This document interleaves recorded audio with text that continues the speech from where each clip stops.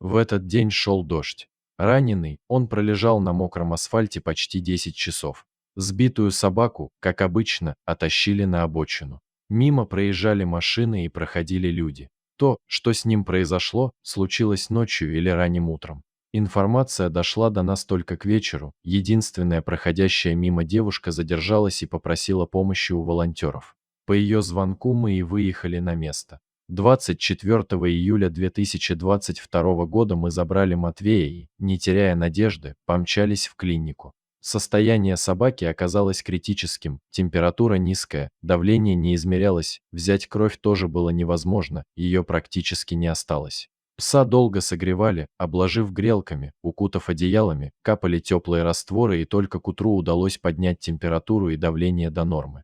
На морде и лапах ссадины, в селезенке по УЗИ визуализирована опухоль, область задних лап, хвоста, область ануса, один сплошной кровопотек, местами разрывы и некротизированные ткани. Страшно было даже предположить, в какой переделке побывал этот пес. Через несколько дней, когда состояние Матвея стабилизировалось, был проведен рентген. Тут-то и стало понятно, что собаку сбила машина. Удар пришелся на заднюю часть, очевидно, что водитель догнал собаку и прекрасно видел, что делал. А вот пес не успел отреагировать, возможно потому, что в него еще и стреляли. На рентгене определялись пули, застрявшие в мягких тканях. Через неделю Матвея прооперировали. Были удалены селезенка и хвост.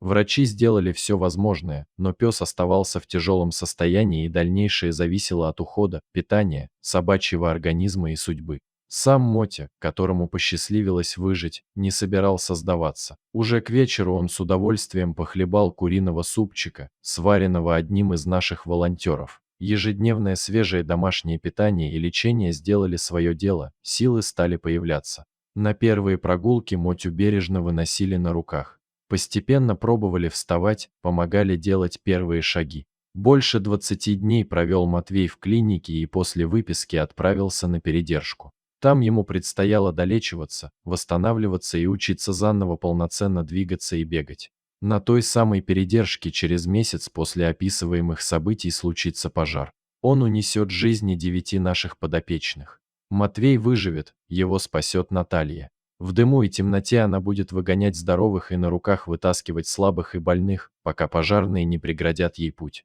Следующую зиму они проведут на Ольгиной даче, где в суровых условиях будет выживать Наталья, лишившаяся крыши над головой, и ее хвостатые друзья, многих из которых вернули к полноценной жизни ее забота и добрые руки. Дорогие зрители, если вам понравилась история, пожалуйста, поделитесь ей. А также не забудьте подписаться на канал и поставить лайк.